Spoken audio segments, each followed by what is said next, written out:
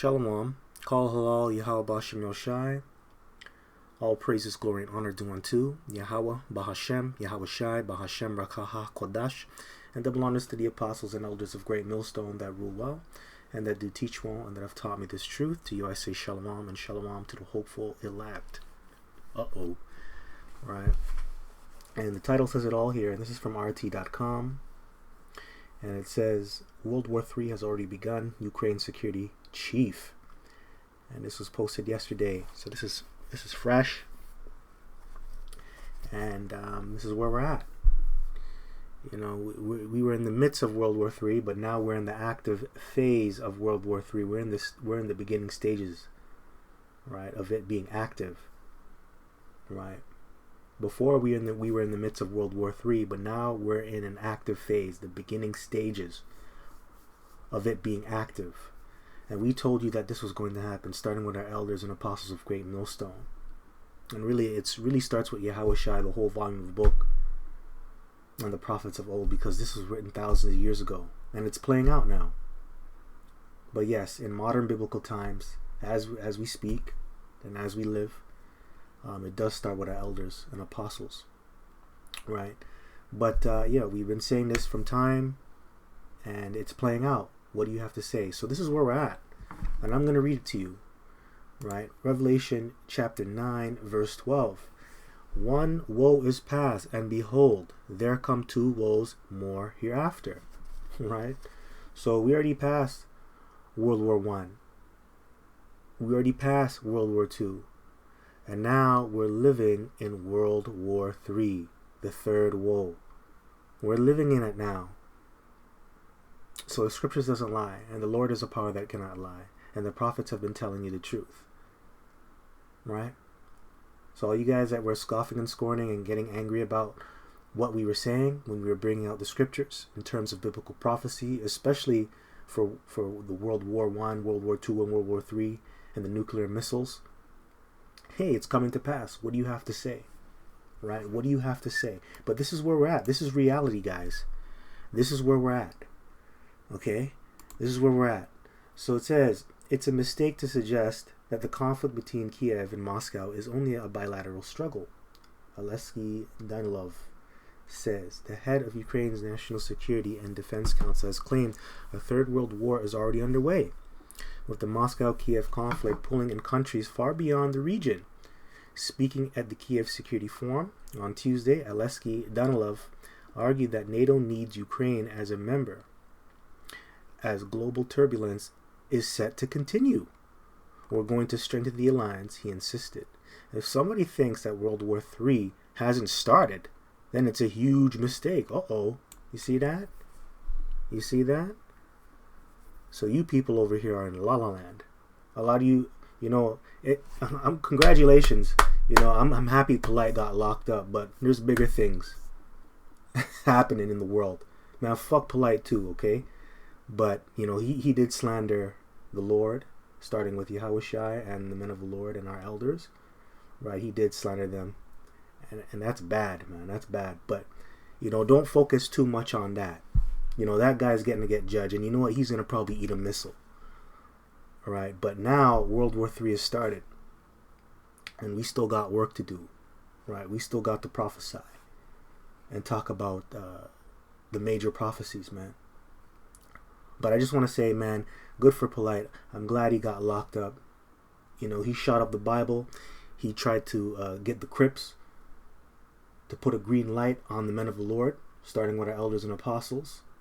Right, and then he labeled us as rapists, and then he started slandering us, man, with all types of stuff, and saying all types of stuff. I mean, right? That guy's wicked, and also he's a Mason too. And when you go into the writings of Albert Pike, what did Albert Pike say about Masonry? It's nothing but witchcraft. So he's a witch and a warlock, man. He's a damn demon, right? So I'm glad he got locked up. I'm glad he got locked up. And really, he should be put to death, okay, for all the crimes that he's done. But anyway, the law of the land stands, and the scripture says, render unto Caesar's what's Caesar's, but that's how the Lord wants it in this kingdom, okay? All right.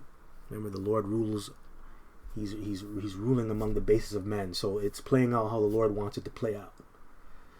All right. But yeah, we're in the time of World War III. It's here. And if you think it's not here, you're stupid. And you're sleeping. You're sleeping. And the scripture says it's high time to awake out of sleep.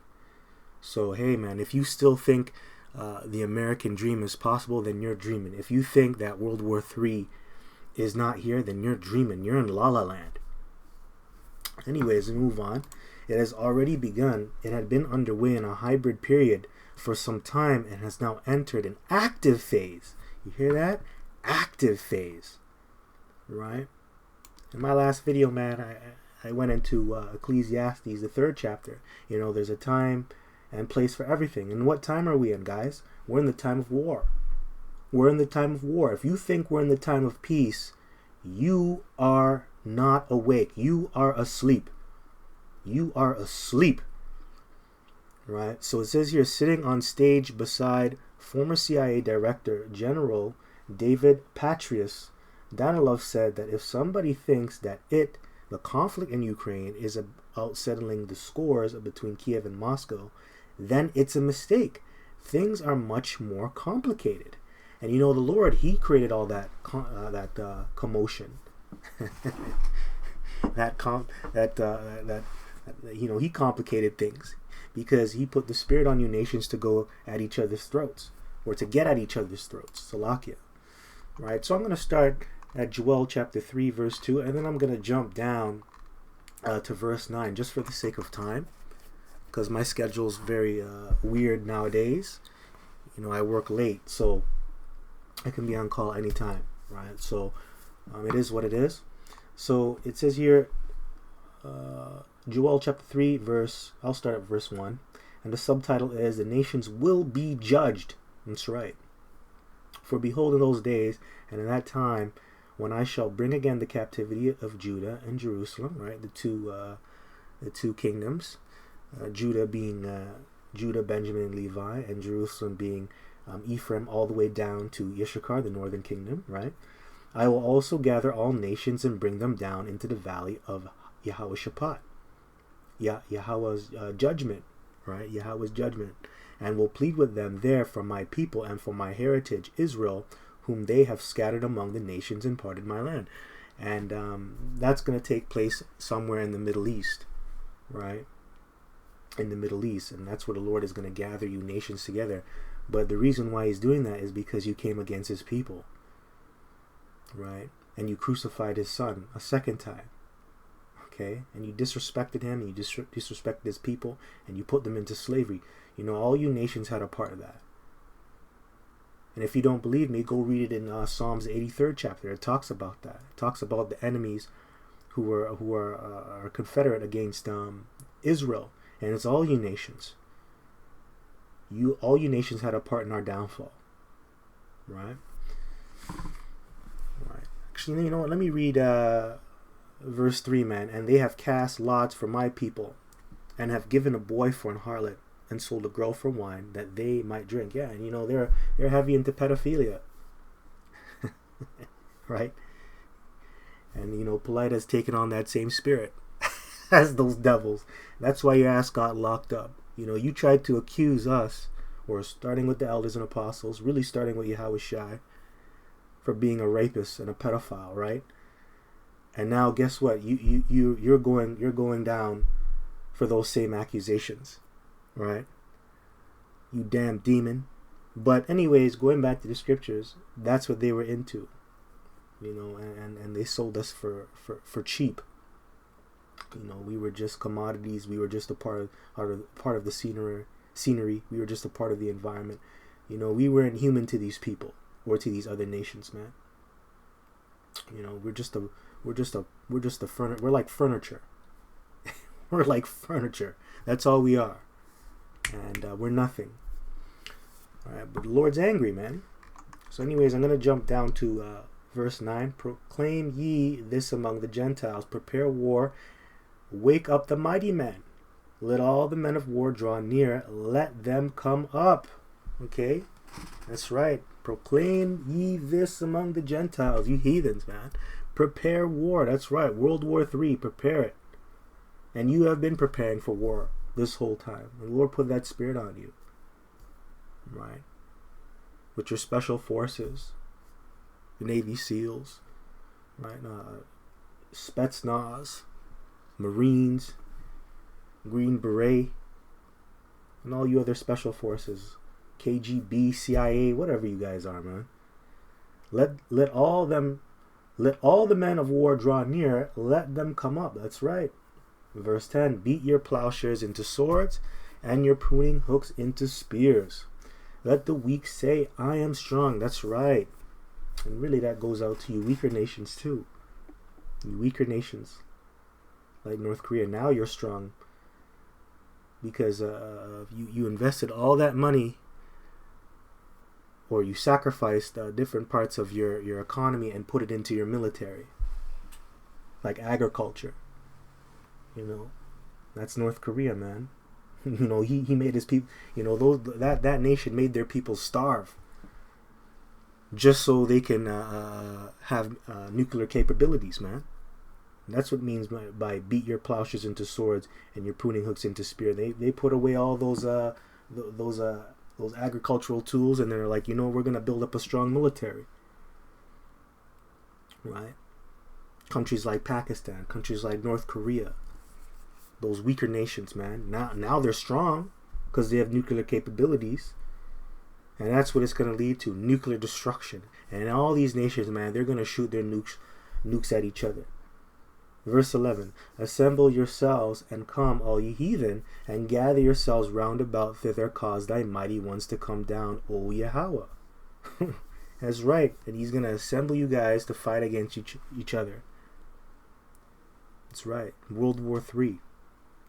And ultimately after that, you guys are going to make a coalition. You guys are going to unite together, and you're going to try and fight Yahweh Bashem Yoshai and the angels. Right, but hey, man, the Lord is causing you guys to gather yourselves together and fight each other. Right, so World War III. Okay. Anyways, that's all I want from here. It says here, Patrius also highlighted the scale of the Russia-Ukraine conflict, saying, "I haven't seen anything like it since World War II." He said the Russians are not particularly impressive in terms of knowledge or performance on the battlefield, but they have created a rather outstanding defense system, and it is quite difficult to punch it through, he claimed. On Tuesday, Russia's defense ministry said that during the 3 months of its counteroffensive, Ukraine has lost some 66,000 troops and 7,600 pieces of heavy weaponry, while failing to achieve any significant gains. Kiev has so far claimed the capture of several small villages, but they are some distance from the main Russian defense lines. Speaking about the Ukrainian counteroffensive earlier this week, Russia's President Vladimir Putin insisted that it is not stalled, it is a failure. Moscow has been saying for months that the fighting in Ukraine is a proxy war. Okay, you notice they put that in quotations. Right? Waged by the U.S. and its NATO allies against Russia. It warned that the supply of arms and training to Kiev troops and intelligence sharing means that Western nations are already de facto parties to the conflict. That's right, they're already involved. Okay? Now they're coming out and telling you we are in the beginning stages of World War III, meaning that it's in the active phase now. Okay, so this is very serious. Don't sleep on this. All right, so what other scriptures come to mind? This is, let me get the red letters. This is Matthew chapter 24, verse 6. Actually, I'm going to start at verse 3. It says, "And as he sat upon the Mount of Olives, the disciples came unto him privately, saying, Tell us, when shall these things be? And what shall be the sign of thy coming and the end of the world?" Right, so what are the signs of the Lord coming back? And this is one of them. World War III. All these rumors of wars, which we've been talking about, the rumors of wars, and now it's playing out. But these are all signs that the Lord is going to return. Now, anyways, move on. And Yahushua answered and said unto them, Take heed that no man deceive you. And a lot of you people are deceived, especially Israelites. You're deceived and you're deluded. Verse 5, for many shall come in my name, saying, I am Yahushua, and shall deceive many. And we've seen that. I've seen that in this lifetime many times, even in Israel. God sent comforter. I've seen that. I've lived to see that. I've lived to see that. Seen that. Salakia. I lived and I've seen that. And guess what? That guy died in jail for tax evasion. So he wasn't the savior. But anyways, verse 6, and ye shall hear of wars and rumors of wars. See that ye be not troubled, for all these things must come to pass, but the end is not yet. So all these things have to come to pass. Rumors of wars, you have to go through seeing all this, right? So I just wanted to bring that precept out, because we've been talking about the rumor of World War III happening, and now it's playing out. Right, so now it's come to pass, and I just have to tell you, man. I have to say this: it's not the end yet. This is the beginning of sorrows, because there's other major prophecies that have to come to pass as well. The MOTB and the CHIP, right, and also the Lord coming back. That's another major prophecy. The angels. So here we are, we're here, World War III. We're in the active phase of World War III. What do you have to say?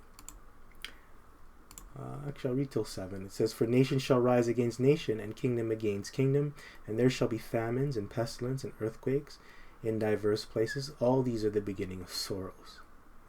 It's just the beginning. Now let me get Habakkuk chapter 2, verse 3. For the vision is yet for an appointed time, but at the end it shall speak and not lie. Though it tarry, wait for it, because it will surely come. It will not tarry. And, prophecy has an appointment date. And it seemed like it's going to take a long time, but guess what? It's going to come right on time. It's not on your time, but it's going to be on the Lord's time. And, this was spoken of in the past, and now it's playing out. So you know what the Lord's saying? The reason why you're seeing this, because it's time, right? It's time. It's time. It's time. So the scriptures doesn't lie. Scriptures doesn't lie, man. It doesn't lie. And when the Lord says it's going to happen, it's going to happen. Just because you don't have faith and just because you don't see it, you lack vision, it doesn't mean it's not going to happen. And you know what? The incredulity of you people doesn't bother us. It doesn't bother us. It does not bother us, man. It does not bother us, because we know what's written. The scriptures has never failed. The Lord cannot lie. He does not fail. It's impossible. It's impossible. All right, next one. This is 2nd Ezra chapter 9, verse 1. He answered me then and said, measure thou the time diligently in itself, and when thou seest part of the signs pass, which I have told thee before. Okay, so how do you measure the time diligently? You got to use the scriptures, right? And I'm going to get a couple precepts to prove that, right? Because the scriptures is really the measuring stick, and that's how you measure the nation of Israel, and that's how you measure the times. Now, how do you measure the nation of Israel? It just simply, what that really just means is, you got to govern them with the law, statutes, and commandments. Pretty much. Right, and that's how you really measure them, and you teach them the things that are written in this book, right? But that's how you measure the time. You got to go into the scriptures and look at the things that happened in the past, and read about the things that are gonna happen in the future, right?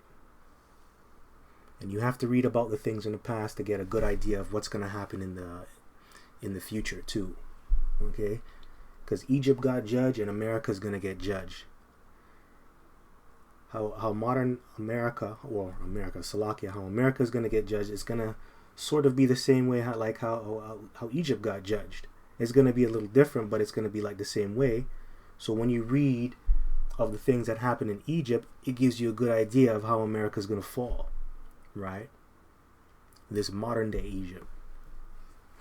So you have to look at the things that were written aforetime and compare it to now.